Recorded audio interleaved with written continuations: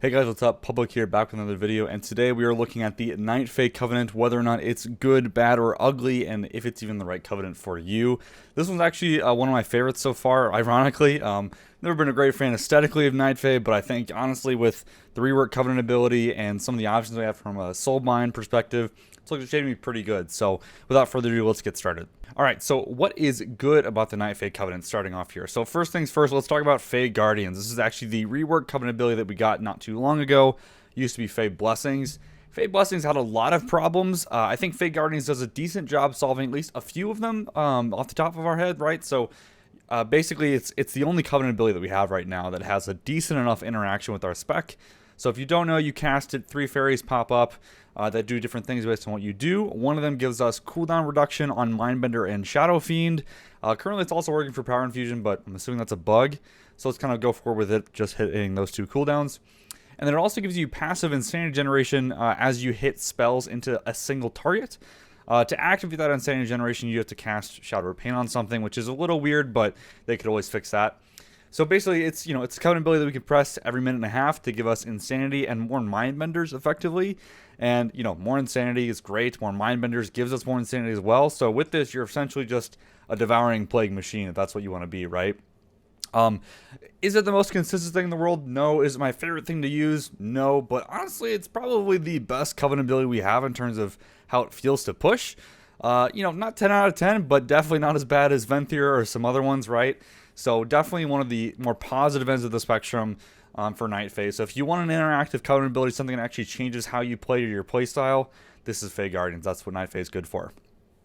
Moving on, the other great part about the Night Fae Covenant is Soulshape. So Soulshape is the Covenant signature ability. This is by far the best one in my opinion, especially as a ranged caster. It's essentially a giant movement cooldown that you can also use to blink. It's literally everything we could ask for as a caster.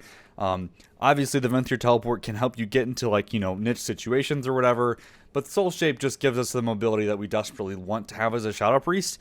And honestly, even with this, you could feel less bad about not talenting into body and soul, taking something else instead to either get extra healing or better dispersion. So I think that's honestly a really good boon for this covenant for sure.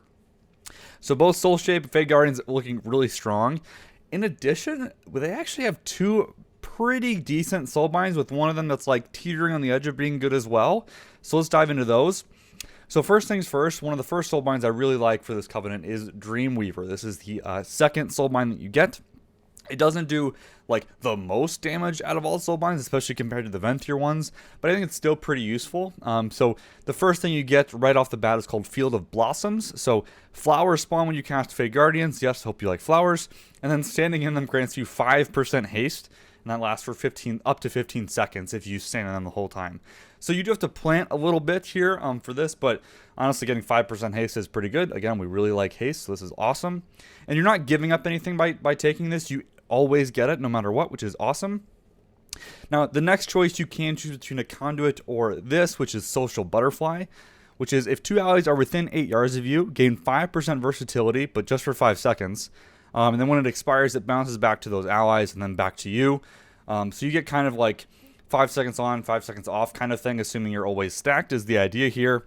It's not a long time, 5 seconds is still pretty short, but if you're on a fight, maybe N'Zoth or whatever, where you're all stacked up for a good chunk of time for a part of the fight, especially a burn phase, it's still damage, right? Versatility is going to be one of our better stats, at least that's what it looks like. So, pretty solid, honestly. And then again, the final ability here, which I'm sure you've heard of at least a little bit, is called Pod Tender. So this is the 30-minute cooldown, 10,000 damage, cheat death. So this is that soulbind here. Which, again, it's not giving you extra damage per se, but, if it saves your life on a progression raid boss, it's actually pretty huge. So, in terms of a progression soulbind, this actually looks pretty solid. Right now, in my testing that I've done, and I haven't tested in about a week or so, or a couple weeks, it does not work with Surrender if you die. It does have a 10k bubble, basically, so if you take more damage than that bubble, then it doesn't actually prevent you from dying. So, Surrender or other things like that wouldn't work, but again, it can be very nice. Okay, moving on, the third soulbind for Night Fae, I also think is okay. I'm gonna say it can be, ugly or bad as well, but it kind of just depends on what you're doing. So let's dive in. So Korayn is that soulbind. So first things first, you get to choose this ability, Horn of the Wild Hunt. Soulshape grants allies movement speed by 10% within 40 yards. Pretty nice. I think I'm kind of thinking like, it's not as good as like Stampeding Roar, but it has a similar kind of effect. There's also another ability that can also give you guys increased mounted speed, so definitely has a feel of like augmenting your group a little bit. Level 2, this is actually the main reason why this soulbind was included in the good category, not bad or ugly. It's called First Strike. So damaging an enemy before they damage you increases your critical strike by 10% for 10 seconds. And as far as I can tell, I haven't gotten this soulbind yet to test, but according to spell data and what I can see, there is no internal cooldown on this. So in terms of like Mythic Plus, where you're constantly pulling mobs, this looks actually pretty strong. Of course, it could get tuned or changed. So that's one of the main reasons I kept this in this good category, because I think if you've gone Night Fae, you want to do some Mythic Plus, this is actually a pretty solid option if you can't, plant your feet with Dreamweaver or whatever else, or if you don't need to cheat death. So I think it's a pretty solid option. And then finally, sorry, I forgot to mention, First Strike is the choice you make between that or a Conduit. So up to you if that's worth it. Now the last ability here is called Final Moments. This is actually the execute ability. So if you take this, 3% extra damage to all targets below 35% health. Yes, this obviously does stack with Twist of Fate, and Shadow of Death gets that bonus damage as well. So there are some things that kind of couple on top of this just because of our toolkit. And then the extra bonus here is if an ally dies while you have this Soulbind trait, that bonus gets increased to 15%. So from 3 to 15. Again, only still below 35% health, but again, pretty solid. Again, I'm kind of thinking this is going to be great for like Mythic Plus, or especially if there's a boss that like, I can't think of anything off the top of my head, but if they stay in execute for longer or whatever, or if they have some burn or thing like that. So I think overall it's a decent enough soulbind. Is it the best? No, but I think it gives you options of how you want to play. Like if you want that kind of, I'm going to plant my damage kind of play style, stack with my allies, maybe I go Dreamweaver, and then Korayn can be that I'm in a Mythic Plus, or I really want that execute damage. I think both those things can be pretty solid.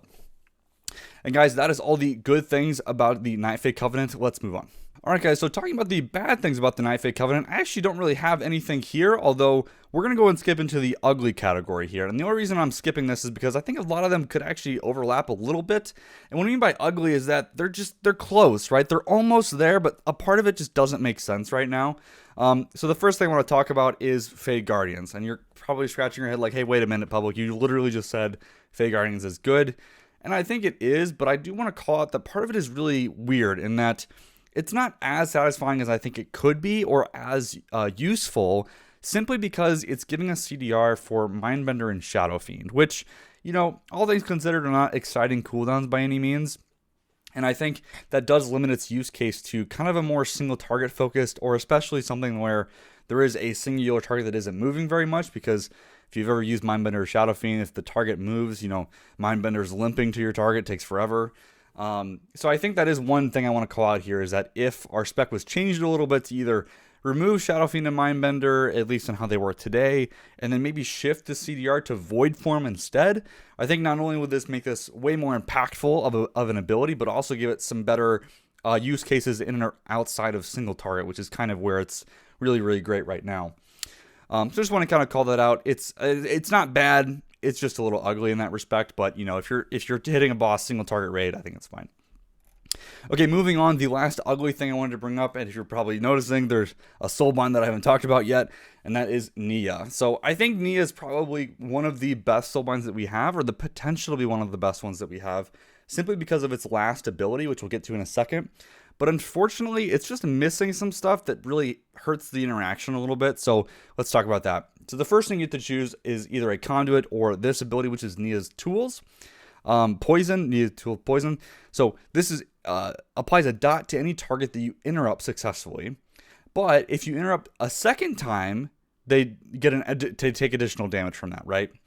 The problem is you only have a 30-second window to hit that second interrupt, and as I'm sure all of you guys know, Shadow Priests do not have a short interrupt. It's not a 24-second like a normal range class would be.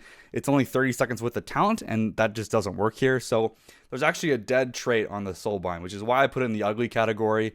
I think if they fix this, this could easily be a good or even great soulbind for us, but unfortunately, this literally makes this ability, like half of it just doesn't work, which is really lame. Hopefully that gets fixed, but we'll see. And the last ability they could choose here that I wanted to kind of call out is Grove Invigoration. This is actually pretty solid, and right now it is one of the few abilities that's giving us raw, just X% stats. So what this is damage abilities grant you a stack of a buff, and then when you use Fae Guardians, you consume those stacks to give you mastery, right? And generally speaking, if you just do the rotation, you get the maximum 10 stacks of this ability before you hit your Fae Guardians, except if you hit Fae Guardians on pull, so keep that in mind. It might be worth to delay Fae Guardians a bit just to get that mastery. So you get 2% mastery per stack, so that's up to 20% mastery, which is very, very solid. Obviously, mastery doesn't affect all of our spells, especially if you're Night Fae, you're going to be doing probably a lot of Mindbender damage, which it doesn't help you there, but a lot of our other spells do get affected by it. Unfortunately, you know, mastery is probably the worst stat that it could be here. I mean, if it was literally anything else, it would be better, but still, getting 20% of a stat is very much noticeable for sure. And it's definitely the saving grace of the soulbind. Without this, it would be a terrible soulbind. I think it's kind of leaning on us a little bit too much right now, which is why I think it's a little ugly, because you're literally, you know, one balancing patch away from the soulbind being useless completely for us and just a conduit machine, and I don't think that's fun. So, guys, that is all the bad/ugly stuff that we have with Night Fae, and that wraps it up here. Let me know what you guys think. I know Night Fae is a very, I guess, contentious covenant. A lot of people either hate it or love it, so let me know what you guys think, and we'll see you guys in the next one where we talk about Necrolord and Korayn. All right, thanks for watching.